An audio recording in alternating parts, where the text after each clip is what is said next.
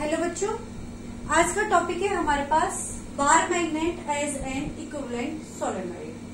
So we take a solenoid. ये हमारे पास एक सोलेनोइड है। सोलेनोइड पता है कि जैसे ये मार्कर हो गया और इस मार्कर के ऊपर नंबर ऑफ टर्न्स की वायर्स को लपेटते हैं, तो ये क्या बन जाएगा, आपके पास सोलेनोइड बन जाएगा। तो सोलेनोइड में हमारे पास करंट इस तरह से फ्लो हो रहा है।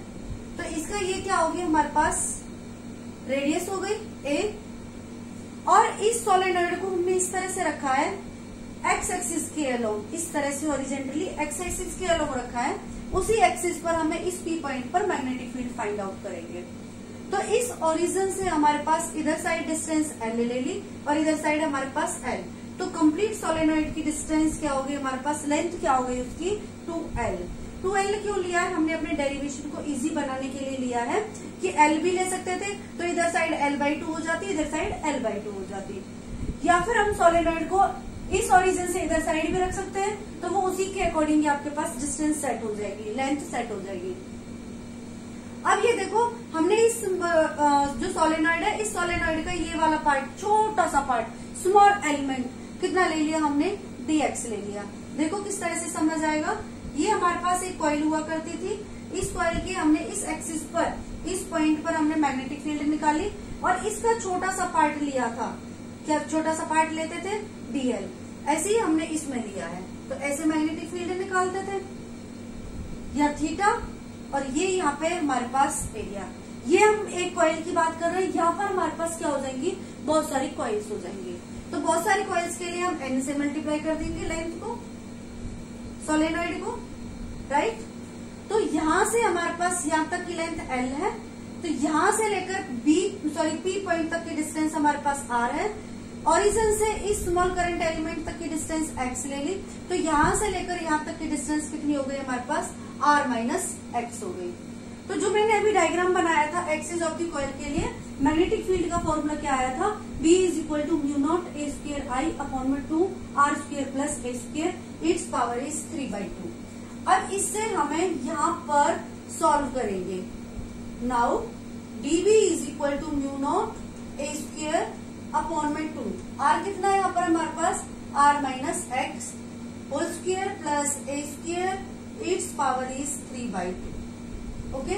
अब करंट कितना है, करंट कितना जाएगा हमारे पास, नंबर ऑफ टर्न्स में और उसके साथ लेंथ इनटू में I। ओके। अब यहाँ पर लेंथ हमारे पास किसके लिए ले रहे हैं, स्मॉल पार्ट के लिए, राइट। अब ये देखो हमारे पास जो ये R है, ये R greater x है और R greater A है। सोलेनोइड से कंडीशन लगा दी, तो dB हमारे पास किसके इक्वल होगा, μ0 A² n dx I/2 R², it's power is 3/2। देखो ये नेग्लेक्ट, अब मिला μ0 A² n I dx /2 R³ dB। Okay. अब क्या करें हम, integration by integration,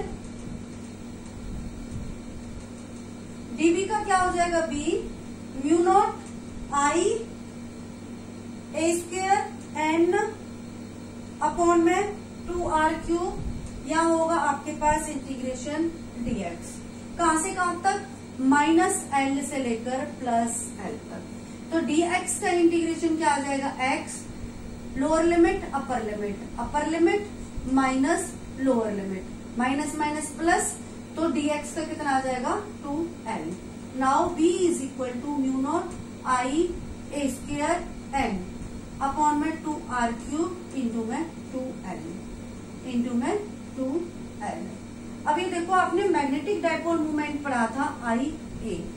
number of turns के लिए हम क्या लगा देंगे, n। तो हमारे पास यहाँ लेंथ भी तो है, टर्न्स भी तो है, तो सबके लिए क्या जाएगा हमारे पास, NLI। अब ये देखो NLI,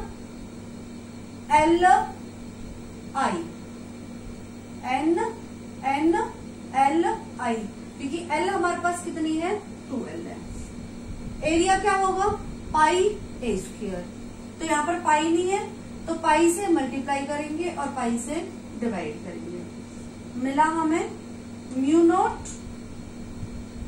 पाई ए स्क्वायर, ए रख दिया, IN2L के प्लेस पर क्या रख देंगे हम पूरा, मतलब कंप्लीट वैल्यू रख देती हूँ यहाँ पर मैं m अपॉन में क्या होगा हमारे पास 2r³ और इंटू में पाई।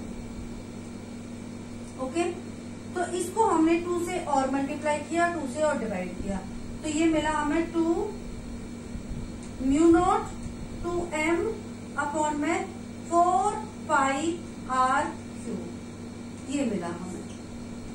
ओके, अभी देखिए एक्सिस के लिए ये south pole north pole P point के लिए निकालते हैं, एक्सियल लाइन के लिए मैग्नेटिक फील्ड, तो रिजल्ट आता है हमारे पास V is equal to μ0 upon में 4 पाई 2m अपॉन में r³। अभी देखो एक्सियल लाइन का और ये सोलेनोइड का दोनों सेम है, जब ये दोनों सेम है हमारे पास, इसका मतलब ये सोलेनोइड भी किसके इक्वलेंट हो गया, आपका बार मैग्नेट के इक्वल हो गया। Okay, thank you.